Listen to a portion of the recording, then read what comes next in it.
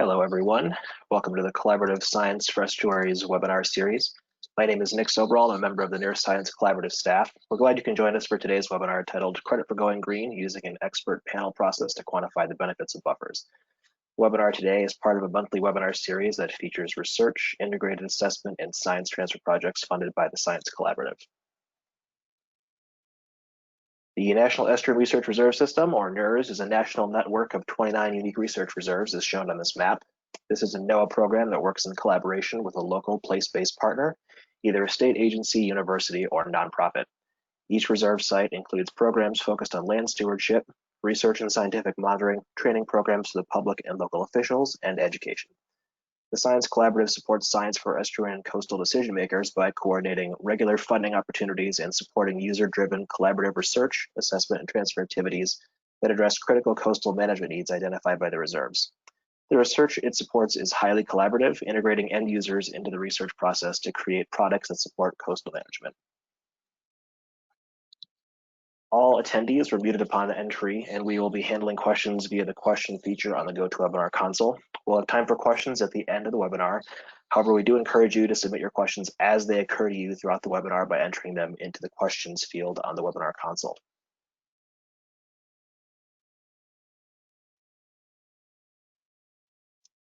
So with that, I will introduce our speakers for the day. Corey Riley oversees the Great Bay Reserve's education, research, stewardship, and coastal training programs. She works closely with partners to promote clean water and healthy coastal habitats in the region. As project lead for Credit for Going Green, Corey provided overall coordination and helped ensure the process remained focused on stakeholder needs and results as transferred to other reserves. Dolores Leonard is a communications and group process professional with 25 years of experience working with nonprofits and research programs to deliver communication strategies, products, and co-learning experiences. For this project, she designed and facilitated the expert panel process and developed a set of outreach projects, including technical summaries and a guide to the panel process, which have been shared with a range of stakeholders. Jamie Houle is the program director for the University of New Hampshire Stormwater Center. His responsibilities include managing the Stormwater Center's growing body of research projects. Areas of expertise include diffusion of innovative stormwater management solutions, the design and implementation of innovative stormwater control measures, including green infrastructure and water resource monitoring.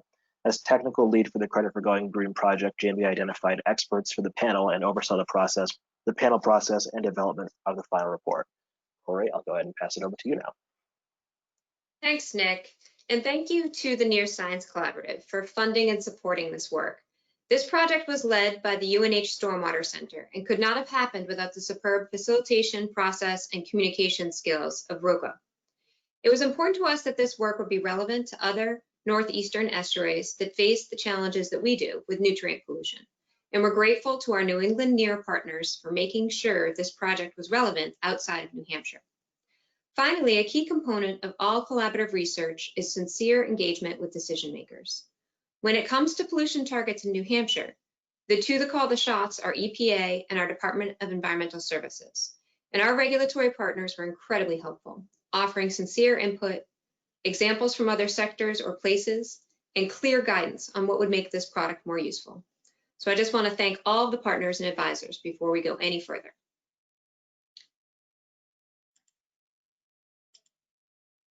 Oops, I skipped over the question. Here we go. So before we kick it off, we just wanted to ask you a couple of questions so we can get to know you and make sure that we're hitting on the things that will interest you most. So please participate in the quick poll.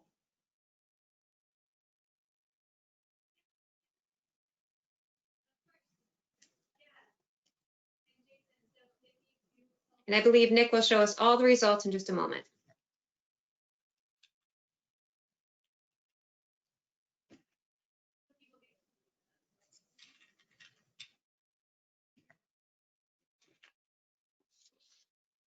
So quite a few people who were interested in stormwater management, but we also have some people who are interested in buffer protection overall, which is great to see. And thank you for participating. I think that gives us a great place to start. Okay, so I'm always grateful to work in the Great Bay region. New Hampshire has a tiny coast and there are multiple partners that work together to think about solving environmental problems. The National Pollutant Discharge Elimination System, general permit for stormwater discharges from small municipal separate stormwater systems, or MS4s, in New Hampshire was set in 2017 with an effective date of July 1st, 2018. This permit applies to 30 of the 42 communities that surround Great Bay. Anytime a new stormwater permit rolls out, there are two sides to the equation: the regulatory target and the credit a community receives for the actions they take to meet it. For years, engineers, agencies, and communities knew that requirements to decrease non-point pollution would be coming, and many partners had proactively been exploring ways to track and account for pollutant reduction activities that could help meet the regulatory targets. And while these conversations were happening, the Great Bay Reserve was funded by the NERRS Science Collaborative to do an integrated assessment related to the use of vegetative buffers.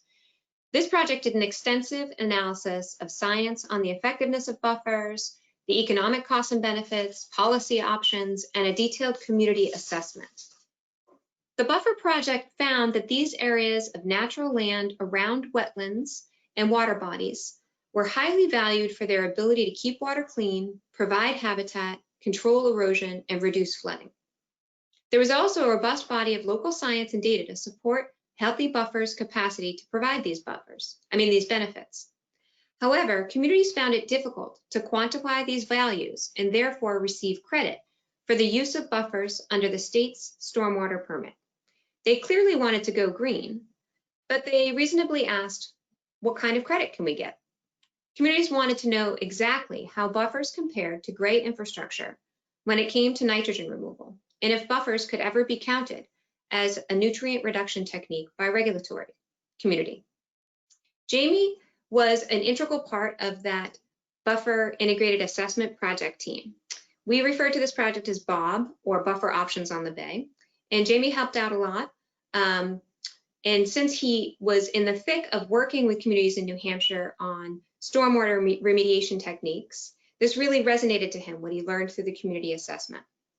Through his extensive stormwater connections, Jamie also knew that there was a lot of work that the Chesapeake Bay had done to quantify removal rates for non-structural BMPs, and thus a perfect transfer opportunity was born. The general idea behind the NERRS Science Collaborative transfer grants is to take a good idea from one place, project, or sector and spread that to others. And this is a double whammy of a transfer project because we were able to learn from the Chesapeake Bay, use that process and the lessons learned here in New Hampshire, and document a process for an expert panel that could be used around the country. There are several differences between New Hampshire and the Chesapeake Bay. They were dealing with a huge estuary. There are several states and government agencies involved in their regulatory community, and they have mandated total maximum daily loads for their pollutants. The lack of a TDML in New Hampshire made this project a little bit different than what they've done in the Chesapeake Bay. And in some ways, it made it more difficult to focus our panel's work. But in other ways, we believe it provided an opportunity to be proactive and creative. We certainly benefited from the resources dedicated to learn from another place and process and apply them here in New Hampshire to our local context. We think the transfer grants are a great idea, and we're really thrilled to be able to share what we did with all of you. So the goal of our project was really right what you see here, to help New Hampshire communities use buffers to help meet pollution reduction targets for stormwater permits. And what we're going to present to you today is both our process for doing that, which Dolores Leonard from Roca Communications is going to lead, and also sort of the results and what we found specific to the removal curves, which Jamie Houle will cover. So without further ado, I'd like to hand it over to Dolores, and she can dig into how the panel was run and some of the lessons we learned. Great, thanks Corey, and good afternoon everyone. We're really happy to be here and excited to share what we learned with you. The approach that I'm going to speak to was based on an expert panel process used by the Chesapeake Stormwater Network and their partners in the region to assign regulatory credits for green infrastructure style BMPs around Chesapeake Bay. That group had in turn built on an expert panel process that had been honed over decades by the National Academy of Sciences with a great deal of success. So there was there was a deep well of knowledge for us to pull from, and we were really happy about that. But not everything about their process made the journey north. New Hampshire's Great Bay is not the Chesapeake Bay in many ways. And in particular, we had to focus the panel process on recommendations that would incentivize local communities, consultants, and landowners absent the TMDL that they had in their region. So, apologies, little technical issue. So we came up with a modified approach, one that we call FAST, F-A-S-T. Now that is totally a relative description. Nothing in coastal resource management is quick, as I'm sure you all know. This took about 18 months, but it was faster than the alternatives, and we think it might have been better. When site-specific research to address a management question is beyond reach, and existing data and science are insufficient, that can create a logjam of inaction that many of you have probably been exposed to, or even a vacuum in which decisions are made without the benefit of expert input. FAST addresses these issues by applying an iterative, weight of evidence approach in which a panel of experts can reach general agreement, though not necessarily unanimity, and this is really critical, around science-based recommendations for resource management.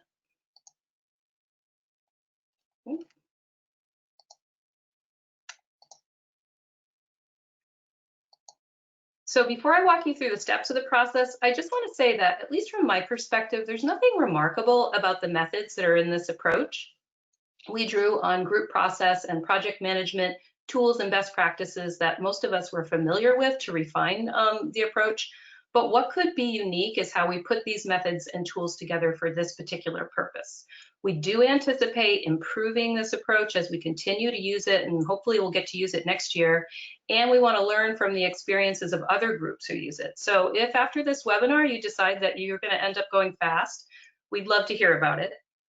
We laid out the approach, the lessons we learned, and any work tools that we developed in the FAST guide, which is going to be linked to this presentation and also to the webinar resources. And we also created an overview to help you decide if it's right for your situation. So from here, we'll just jump into the process. There are 4 steps or phases. This is a very iterative thing, as you'll see, and we've packed quite a bit into each phase. There's frame the question, F, A, assemble the team, S, sustain momentum, and T, take it on the road.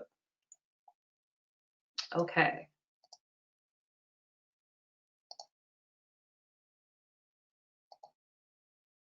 So this first and critical phase of framing the question, it's so important to, as we like to say, go slow to go fast later. You really want to start by building on what you know, because the more you know about the context surrounding the question for your expert panel, the better it will be. It's going to help you be more specific and targeted with your question, and therefore you'll be able to select panelists who truly have the right expertise to consider it. And in this regard, it really helps to work with a reserve like Great Bay or a national estuary program or any other local program that is focused on community needs related to the issue at hand and connecting science to those needs. As Corey mentioned, Great Bay had already done a ton of work to explore this issue with partners, and they had tremendous professional relationships that they could draw on, and there was a good deal of trust that went into this project as we launched it. It's also really prudent to take your draft question out for a spin with stakeholders before you actually convene your panel. They'll tell you if you've landed on a question that they really want an answer to, and they'll also help you better understand who could use the information and how. This was a big aha for us. Jamie's going to talk more about the panel and how it had to make decisions about how to define and simplify the focus of the question that we gave them. But we think that if we had conducted a focus group like this with community representatives, it might have really reduced the need to do that and kept the question more focused on community needs. Also critical during this stage is finding a mentor. During this phase and throughout, we were really fortunate to have Tom Schuler from the Chesapeake Stormwater Network, who provided invaluable mentorship and advice. He also brought with him a very successful case study that helped us build local confidence in this approach. For the panel and for our advisory committee, the fact that the Chesapeake region had actually successfully achieved what we wanted to attempt was really encouraging. And it also gave us references for how we should navigate the conversation and what topics we'd want to deliberate on, because they were very similar.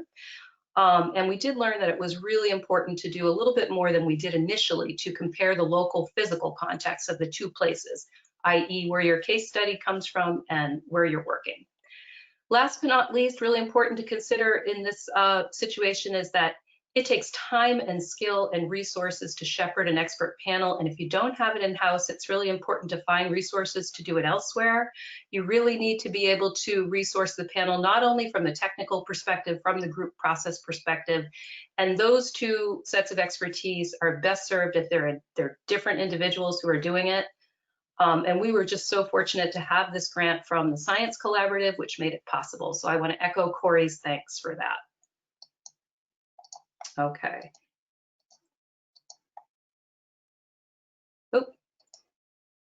Okay, so the next phase is to assemble the team. And this is about the participants in your process. I'm going to walk you through the model that worked for us, but I want to acknowledge this might not be exactly right for you. Your issue might be simpler or it might be more complicated. You are highly likely to be working in a completely different system of organizations, but at least our example gives you a starting point to think about it. We engaged 3 different groups for our project. We had a core team who refined the question, recruited the rest of the participants, managed the panel process, developed products, and did the outreach, basically the glue that held everything together. We found it really important that that core team have someone who had really deep subject matter expertise and was the chair, and that was Jamie, of course. Someone with community and stakeholder connections, that was Corey, and she came attached to all the good people at the Great Bay Reserve. And a person with group process skills, nominally me, but I was super fortunate that Corey and Jamie are also quite good at this stuff. It's really, sorry, back up. So regardless of your context, you're gonna need some kind of advisory committee who can be the sounding board for your project and the panel. So our suggested panelists provided input on the literature review, shared ideas on how to communicate the results, and so forth. And we had about 13 people. These included municipal representatives, regulators, technical assistance providers, and stormwater engineers. And the last group, of course, was our panel.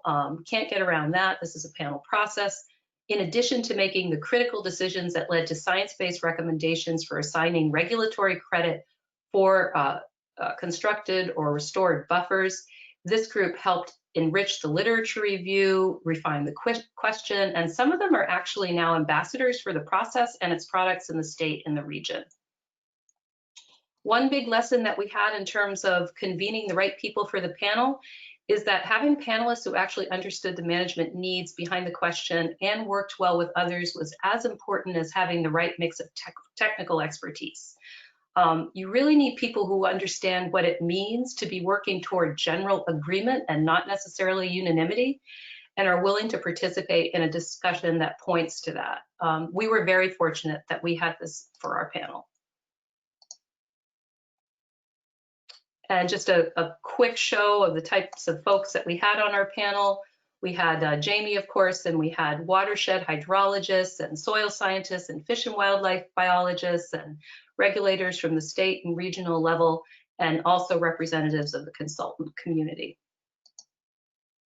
Okay, and so the next step is sustaining momentum. And in my opinion, for this project, and probably for any other project I've ever worked on, this is the least sexy part of the work, right? It's when the enthusiasm of the launch is past and you have miles to go before you have knowledge and tools that can be used to make a difference. But it's such an important part of the project, and I'd like to walk you through what we learned during what we learned about sustaining momentum.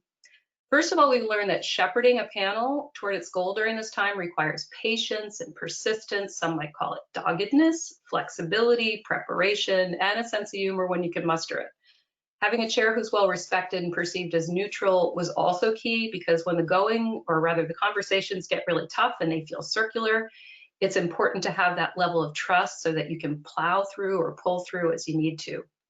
It's also critical to be organized. We saw dividends from front loading a lot of time into confirming how we would work with our advisory committee and our panel. We co-created charters. That means they had input, charters on how we would collaborate, make decisions, and communicate throughout the process. Again, this is one of those go slow to go fast moments. One particular tool that we found really useful and was recommended by Tom Schuler was the Continuum of Consensus out of the Center for Organizational Leadership and Change. This provided a range of options for decision-making that allowed the panelists to move forward, even when there was a divergence of opinion. This was in the charter, folks agreed to use it, and they actually did. And I can't underscore how useful it was for us in keeping the conversation moving forward and in helping us finalize the recommendations. Okay. Another important part of this part of the process is to make sure that you have a shared foundation of knowledge. And we did that by creating a literature review that compiled all of the locally relevant science that we thought the panel would need to have to make decisions. It was one of their first tasks to review this, decide whether they had sufficient information to proceed with addressing the question, and to suggest additional citations to consider.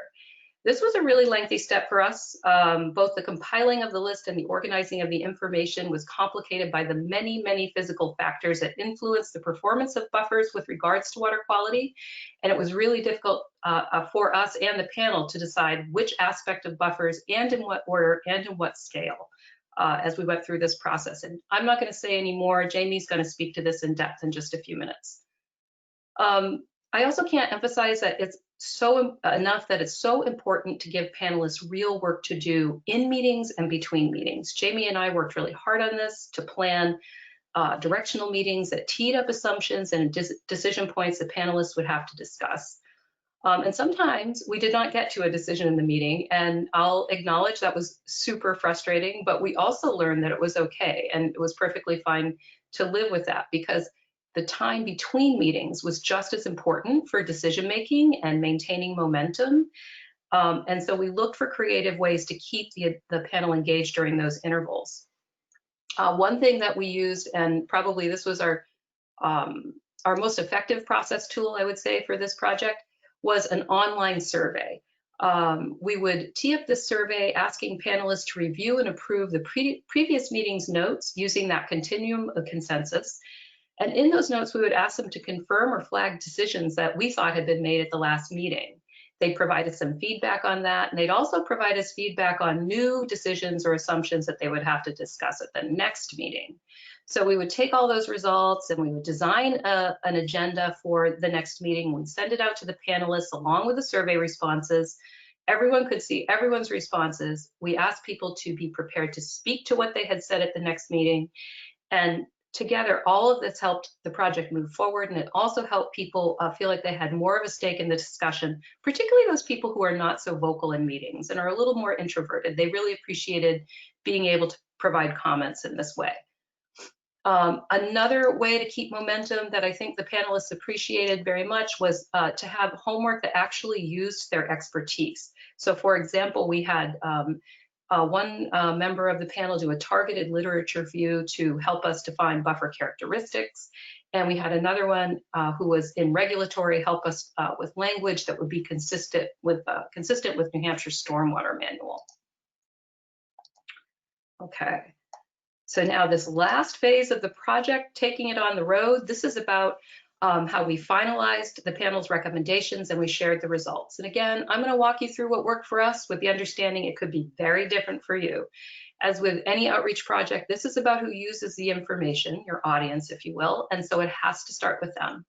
We knew that the people most likely to use our recommendations, or the recommendations of the panel, I should say, were stormwater engineers, folks who approve stormwater site plans in municipal offices, and state regulators and technical assistance providers who could incorporate the recommendations into their programs. So we created a technical memorandum that included information to build credibility with these groups and make it easier for them to use the recommendations. There was a synopsis of panel expertise and key decisions, a glossary of relevant terms and examples with calculations to show how the recommendations could be used. We also found that this process prompted some of the panelists to want to reopen old ideas and decisions. Getting everything down in writing has a way of identifying topics that people are uncertain about or have interpreted differently, and you had no idea until that moment. You may need to hold additional meetings. We did to discuss any changes that needed to happen as these final recommendations were being coined. We also created a comprehensive final report that documented everything we did, in the hopes that we would be able to use it to support future projects in New Hampshire.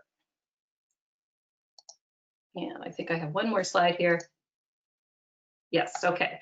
So once the panel was satisfied with these, we vetted the memo and the report with the advisory committee.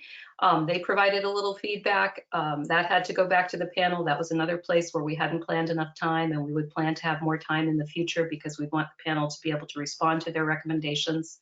And they also helped us create an outreach plan, not only for those technical audiences that I just mentioned, but other groups who should be aware of the recommendations because they might be in a position to influence their use.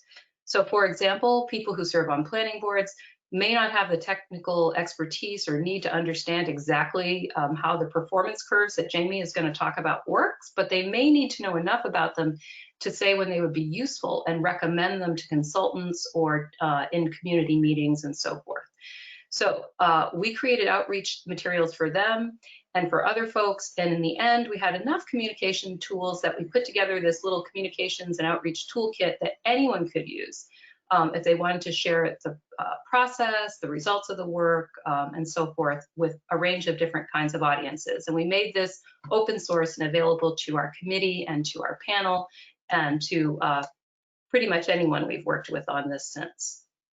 I think the last lessons learned I'll share with you are that this work to do communications products at the end of a project requires budget. And we anticipated that, and we had included it in the grant, the transfer grant, but I would recommend that people be thinking about that at the outset of the project.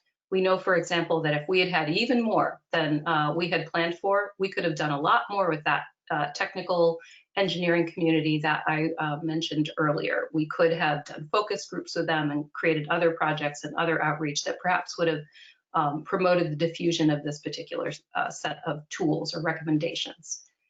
And with that, I will hand it over to Jamie so he can speak to the recommendations themselves.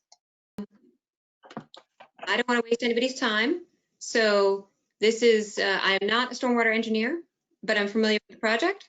So I can start by saying that one of the first key decisions that need to be made by this panel was trying to define the terms in a similar way. And as anybody who's worked on anything that is even remotely scientific or policy oriented, you know that people hear things differently and interpret information differently.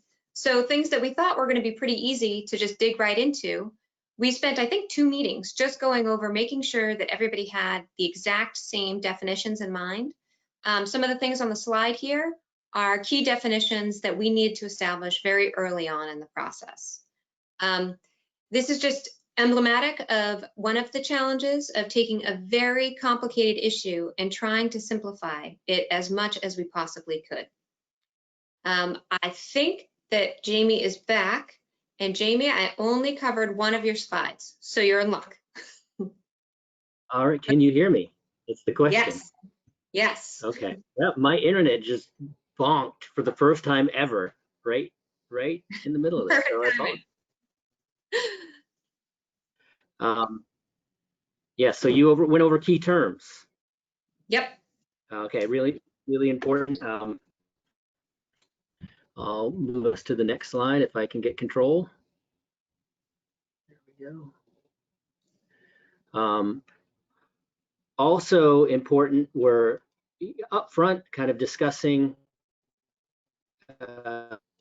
key decisions.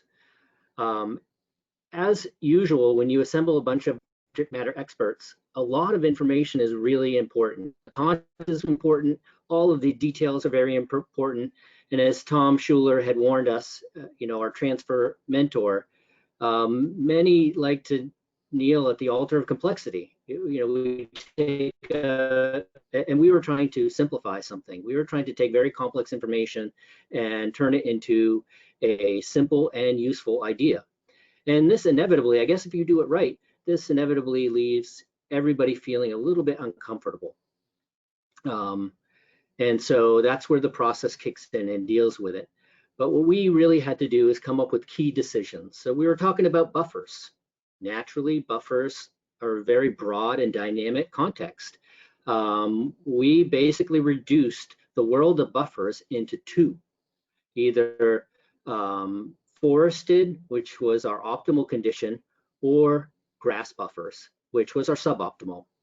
And that's essentially what we reduced the world of buffers down to. And again, some people were feeling very uncomfortable, but this was where the process kicked in. We also determined that we wanted to use, sorry, did I skip over key decisions? I think I did. We also wanted to determine that in order to credit a buffer, we would identify what is the optimal condition, and then everything else would be sort of a penalty or a reduction of credit after that.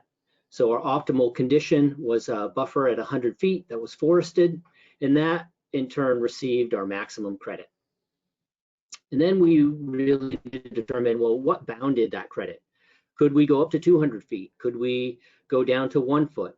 And invariably, we looked to the data and the information, and we felt comfortable crediting down to 20. So that was the lower limit of our boundary.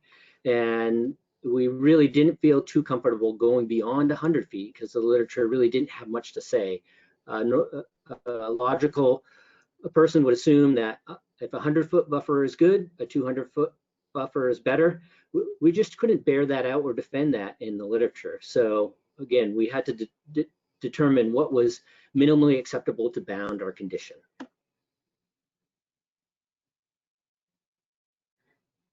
And then what are the variables? So again, lots of variables at play, but certainly only a few variables need to anchor your decision points, because if you make this too complex and garnering too much information, then it borders on unusable for folks.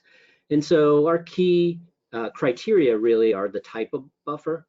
And I already went over this, the forested was our optimal and grassed was the suboptimal, getting a 20% reduction.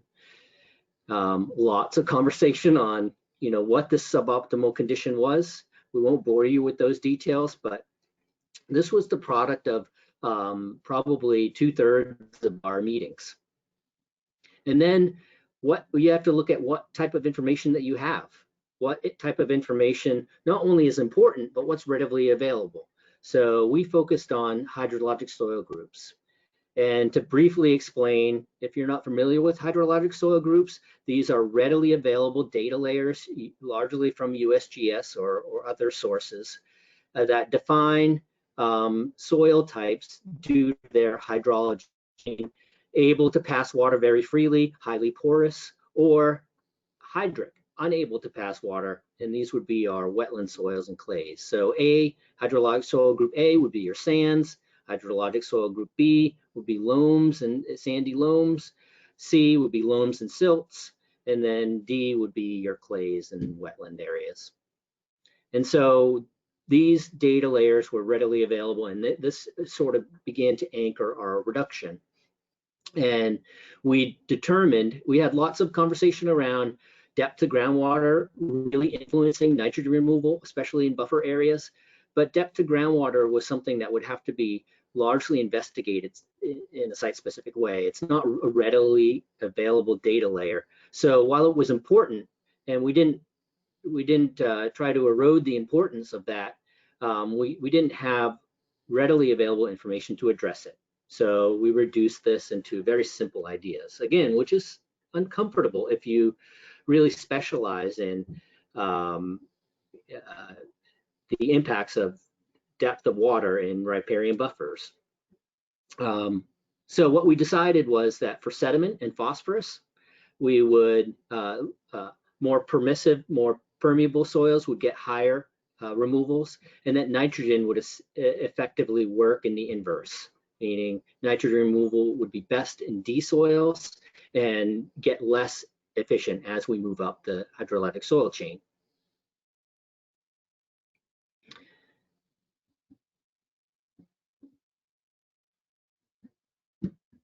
Now, when we get to the data, we didn't have a lack of data. And in fact, what we had is a broad range of data.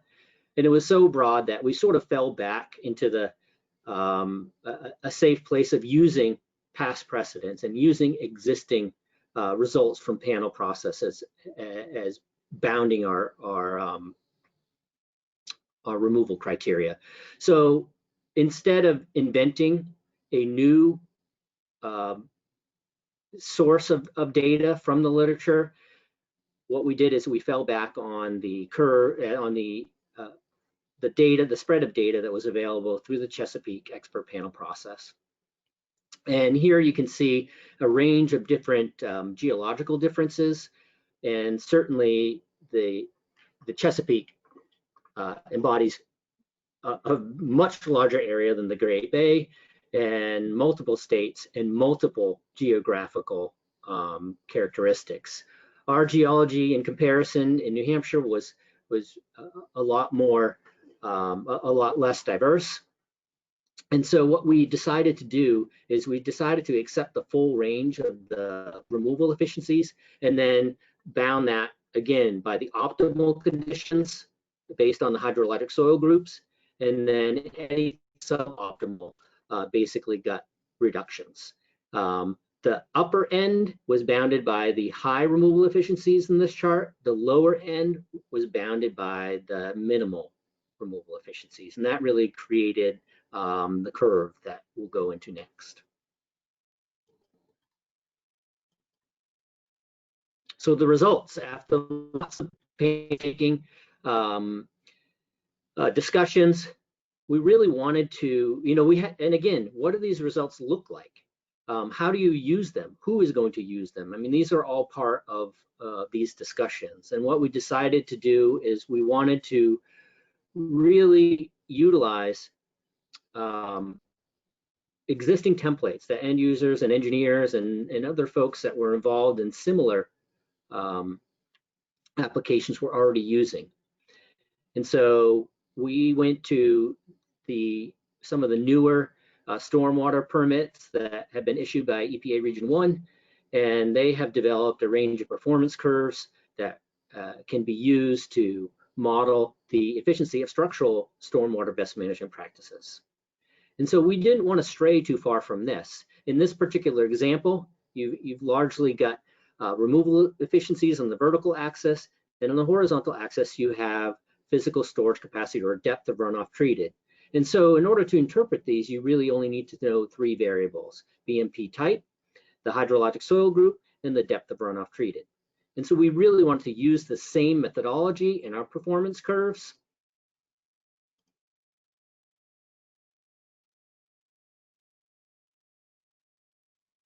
And this is largely the result.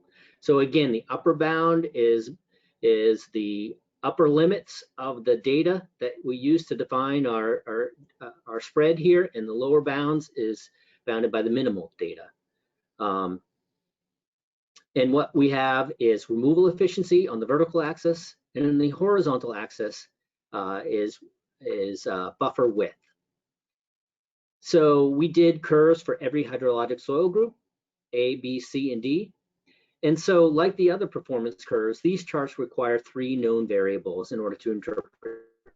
One is the buffer type. And again, we gave two options. It's forested or it's not forested, meaning it's some other vegetation, or we call it grassed.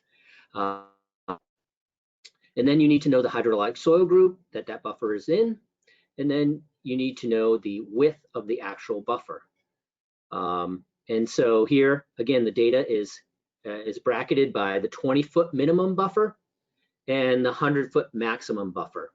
And it's important to note here that if you're going beyond 100 feet, it doesn't mean that you don't get credit. It just means that your credit is capped at what that 100-foot depth. And we talked at length that we could go beyond, and it just wasn't defensible. It wasn't something that we could feel confident in going back to the data. Same thing on the other end. You could do a 1-foot buffer, and that would be better than no buffer. But again, that did not get credit in our scheme.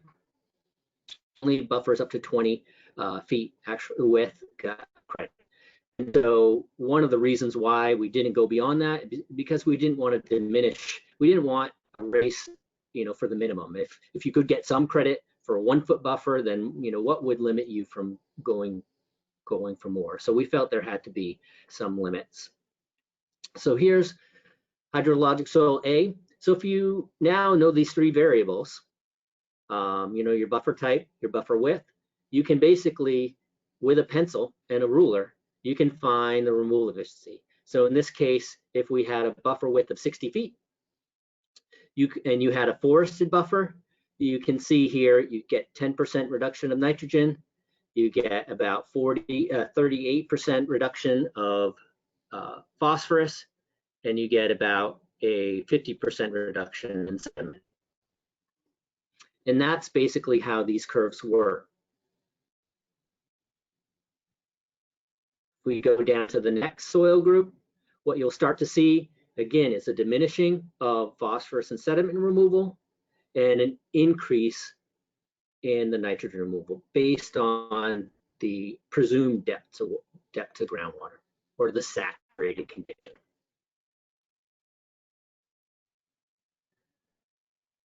A lot of soil group C, you see again the trend, and then hydrologic soil group T. Here we have maximum nitrogen and minimum phosphorus and sediment reduction. So that's great. Now, if you have your buffer project, you know your buffer width, you know your the general hydrologic soil group that you're working on. And this is an important point too. Some folks ask, well, what about hybrid soil types? What about A, B, C, D? And again, here we're trying to be guided by simplicity, and we know that there are complicating variables, but we wanted, at least in our first pass, to make it relatively simple. And so we said, you take, basically, if you have a hybrid soil type, you take the most conservative one. So if you're A, you would model this as a B, and so on.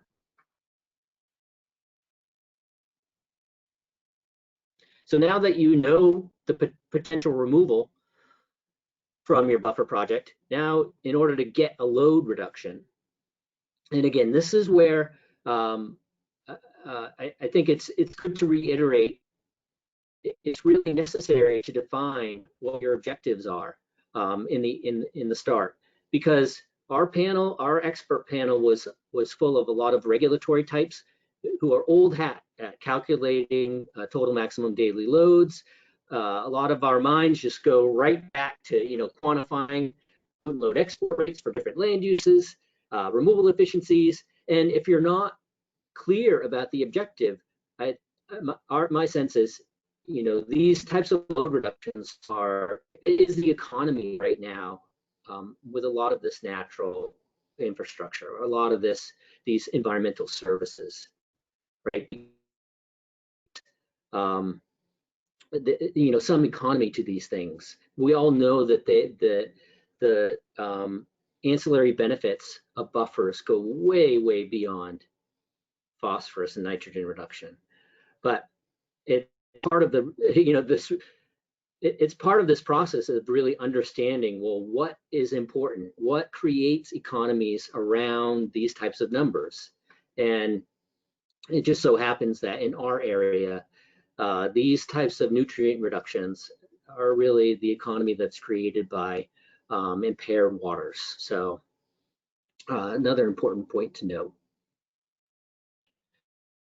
To generate a load reduction, you need to generate a source load moving into the buffer. And that's what we did. We largely took 155 land use categories and we reduced them into 3. Another difficult exercise in simplicity. These land use classifications are largely differentiated by impervious cover. So high percentage of impervious cover, you'd use a commercial land use type. Lower, you'd use a residential or low residential. This also leads into developing max contributing area. I'm getting a message that you might not be able to hear me. Am I doing all right? Can you hear me? You're doing all right. You might want to cut your video if you're having web bandwidth issues. It's cutting in and out a little bit, so might not be a bad idea.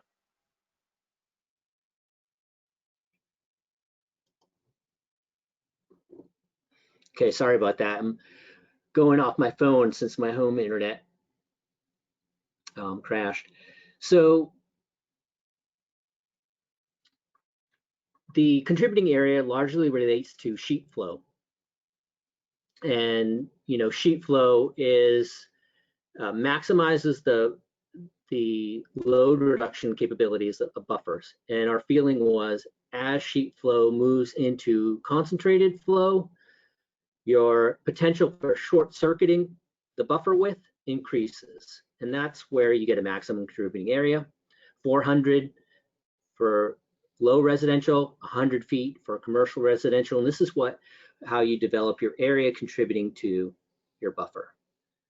From that area, you have a pollutant load export rate, the PLER, that's in pounds per acre per year. And these are taken from right out of EPA Region 1. They published these, and we adopted their load export rates. And you take your area and you just multiply it by these export rates and your land use, and you get load going to your buffer. From there, you determine your removal efficiency from the charts I showed previously, and that gives you your load reduction.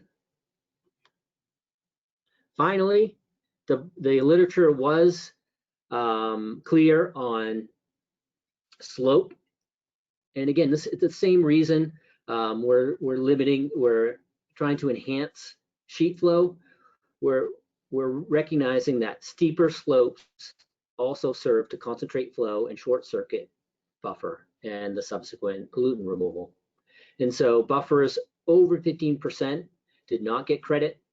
And then in between 0 and 5, you would get full credit. And now we're just, we just have a multiplier that reduces the effective credit. From 5 to 10%, you're only getting 3/4 of the credit. And from 10 to 15% slope, you're only getting half the credit. So there, in a nutshell, now we're working in the region to make these applicable as structural BMPs for TMDL compliance or load reduction accounting. And then there was a lot of discussion and a lot of parking lotting of ideas, meaning things that we just couldn't address through this process or couldn't be addressed in this iteration and would become subsequent to the next round or the next iteration of these types of controls. It was somewhat saddening to folks when everything was reduced to a load reduction. We're really not talking about existing buffers. So existing buffers, it's hard to generate a nutrient economy around something that's already exists and is already performing environmental services for you. So here I said we went down the TMDL route pretty early, and after that, it really defined what we are able to do. So this could largely be applied to restoration activities or buffer improvement activities. And then where we couldn't go, again, is buffers greater than 100 feet, buffers less than 20 feet, and with slopes steeper than 15%. Thank you, Jamie. And as I wrap up, I just want to acknowledge that Jamie was an incredible leader throughout this project. He was a critical partner in our original buffer project, and he lent his expertise to our community assessment. He had just finished a PhD on how stormwater technological innovation spreads through peer networks when he joined that Bob project, and he really listened to that assessment. And he had been working in the stormwater world for over a decade and knew the context of the MS4 permits and the science. And that's why this project's been such a success. And I think this is exactly what the reserve system is good at and what the NERRS Science Collaborative facilitates, is matching community needs with scientists and regulators who want to solve real world problems. Not only were we able to dig into a local issue, we created a process that can be replicated by anyone and applied to any tricky scientific question. For EPA Region 1 and for New Hampshire, we learned how valuable this process could be in coming to agreed upon performance curves. At our final advisory committee meeting, the New Hampshire DES was excited to use these removal rates in watershed planning to advise consultants to use these curves when they were doing work with communities, and to integrate these curves into their suggested pollutant tracking and accounting practices. Perhaps even more significantly, EPA Region 1 now considers these curves suitable for use in stormwater permits in Massachusetts and New Hampshire, and plans to formally adopt them in the next update of EPA's stormwater regulations. The hope is to repeat this process here in New Hampshire for other non-structural BMPs, like street sweeping, leaf litter removal, catch basin cleaning, and fertilizer ordinances, hopefully later this year or next year. And this is really because the project has attracted the attention of other partners and funders in our region. So thank you so much for your attention today, and we encourage you to reach out to our team if you're interested in conducting an expert panel process like the one we've presented, or if you're interested in learning more about the performance curves. We learned a tremendous amount through this project, and we'd be happy to share additional details or lessons learned. So thanks again to the Science Collaborative, and we hope you take advantage of some of the resources that they presented throughout the chat, throughout the presentation. Thank you. And we open it up to any questions.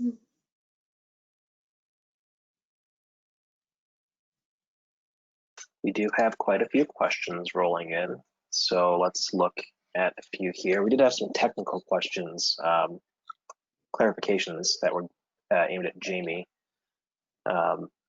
So let's see, we'll go back to slide 27 here real quick. That's where the first question is. The question was, are these percent removals? Maybe it wasn't this slide. This slide. Lynn, do you know which slide that was? There's a question here, a technical question. Yeah, I think it was really the very first graph that Jamie shared. Okay. So slide 27. So this one. Okay, yeah, just reiterating. Clarifying question to ask if these are percent removals. Yes. Yes, okay. Let's see. Okay, another question here, participant asking about infiltration trenches and how that technique compares with the buffers you're modeling. Would you expect infiltration trenches to perform better? Well, infiltration trenches are just the example. In this case, a lot of these pollutant removal curves are dominated by hydrology. So if you're infiltrating water, the associated pollutant. So, you know, that's one of the reasons why buffers get higher phosphorus and nitrogen removal in our curves. And in these curves, you know, it's a little bit different approach, but yeah, I mean, it's dominated by hydrology. Okay, your voice cut out a little bit in the middle there. Could you just restate that? Sorry, just real quick. Yeah, just real quick. These pollutant reduction models are dominated by hydrology. So anything that corrects the hydrology or infiltrates water gets better performance from this approach. Thank you. You have a question about process. Is there a mechanism for revisiting the removal curves if new information becomes available for wider buffers? I think that's really more for Jamie and his knowledge of where the needle is in New Hampshire regulatory. Jamie, can you take that? Yes, one more time. Is there a mechanism for revisiting the removal curves if new information becomes available for wider buffers?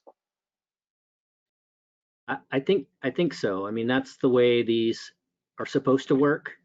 You know, we do have some information on the other non-structural BMPs that Corey had mentioned, and we're looking to do just that, revisit those removals using this process in the very near future. We're in a place where I think the science rapidly outpaces the regulatory nimbleness that's here. You know, we're innovating, we're finding new ideas and new load reduction trends for a range of different practices, and it far outpaces the ability to regulate how to credit and how to evaluate the performance of these types of things. So that's really where I think the efficacy of this type of approach comes in. It's defensible. In the end, you know, this is a process that can be defended by weight of evidence and utilizes known subject matter experts in order to weigh all the information that presently exists. So absolutely. Thank you. Another question about next steps. How are credits generated? The term suggests reductions that can be sold or traded once target is met. What are the targets that have to be attained before credits are generated? So I guess I'll jump in here. I mean, because we have nutrient issues around our area, I would say the economy here is largely dictated by those load reduction requirements. So this is a total maximum daily load. This develops a budget essentially for nutrients, nitrogen or phosphorus, in the case of Chesapeake, both. And that's what determines this economy. And so, you know, I guess there's different ways to do it. But I don't think we've successfully been able to evaluate the value or quantify the value of the environmental services that buffers provide. And I think this is a huge area for future research. And I think it was a little bit anticlimactic for some of us going through this process, because in the end, we just got a load reduction, right? We didn't get better, cooler base flow for streams. We didn't get more vibrant trout habitat. We didn't get, you know, hundreds of different species supported. We didn't get carbon sequestration. But I think what it does is it more identifies where what the lack of quantification of these ancillary benefits than it does anything else. So I don't know about next steps. Largely, if you're not careful and you don't have, and if it's not, I think, a really objective of your analysis, you're always going to go down the load reduction trail, just because that's where the economy has been created around. We got time for, I think, one more question here. Trying to go up right up at the top of the hour. So yeah, one more question about next steps. It starts, it takes a long time for buffers to recover, decades for vegetation and centuries for soil recovery. How is that worked into the crediting? Are reduction credits phased in over time?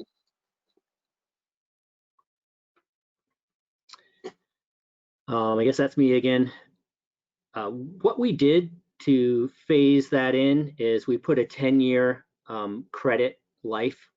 So we basically said after 10 years, that buffer would have to be reevaluated.